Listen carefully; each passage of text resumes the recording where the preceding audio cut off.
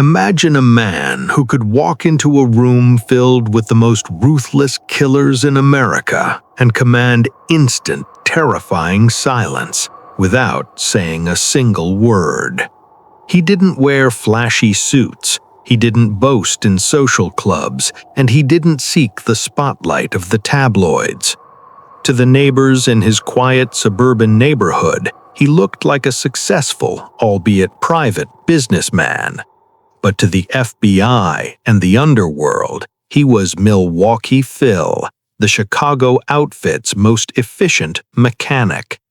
He was the man you sent when a message didn't just need to be delivered, but needed to be carved into the very soul of the city. While Al Capone was the face of the mob, Milwaukee Phil was its cold, beating heart. A man who turned murder into a precision science and helped rule an empire from the shadows.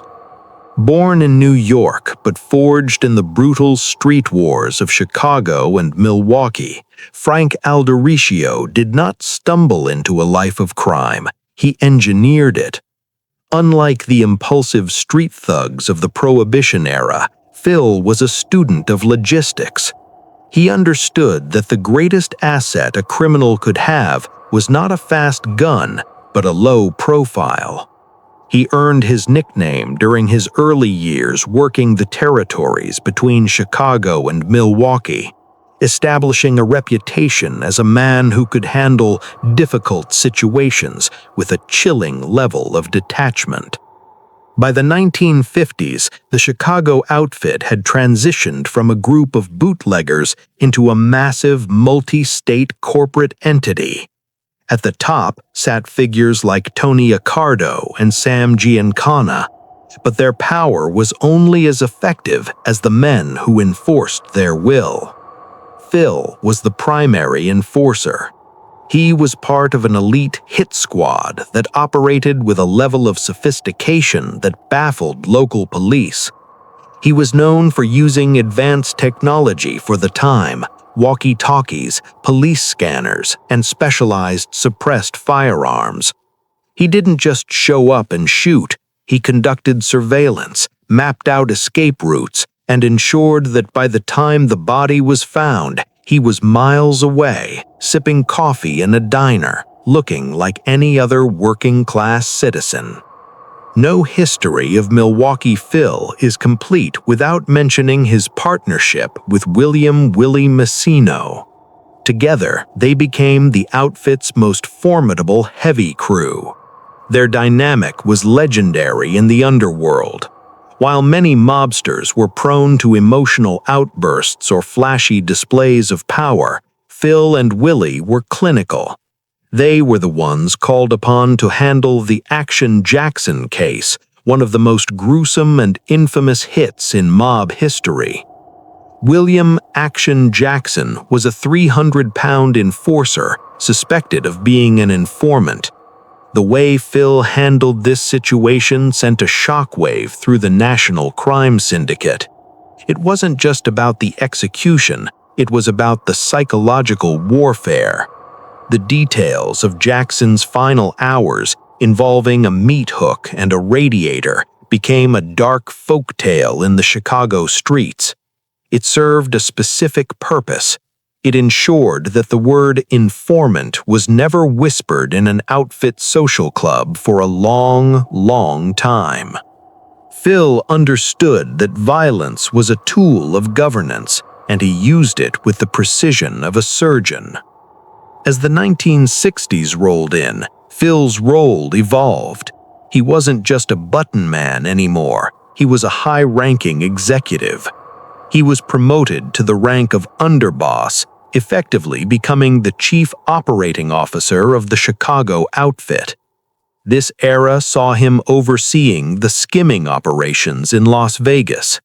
While the public saw the glitz and glamour of the casinos, Phil was in the back rooms, ensuring that suitcases full of untaxed cash made their way back to Chicago. His intelligence was his greatest weapon. He was one of the few mobsters who truly understood the transition from street-level rackets to high-finance crime. He oversaw labor union racketeering and extortion plots that involved millions of dollars. Yet, despite his high rank, he never lost his edge. He was known to personally scout locations for new hits, even as an underboss. He believed that if you wanted a job done with absolute certainty, you stayed close to the ground. The FBI became obsessed with him. They placed bugs in his favorite haunts and followed his car for months on end. The transcripts from these surveillance operations revealed a man who was hyper-aware of his surroundings. He would often lead agents on high-speed chases through the winding streets of Chicago just to show them they knew they were there, only to disappear into a pre-arranged clean car in a suburban garage. What made Milwaukee Phil truly human in a dark sense was his unwavering adherence to a code that was rapidly dying out. He watched as the younger generation of mobsters became obsessed with fame and drugs. Phil loathed the celebrity gangster. He lived by a simple rule: if nobody knows who you are, nobody can testify against you. However, even the most careful ghosts eventually leave a footprint. The federal government, frustrated by their inability to pin a murder on him, began attacking his financial empire.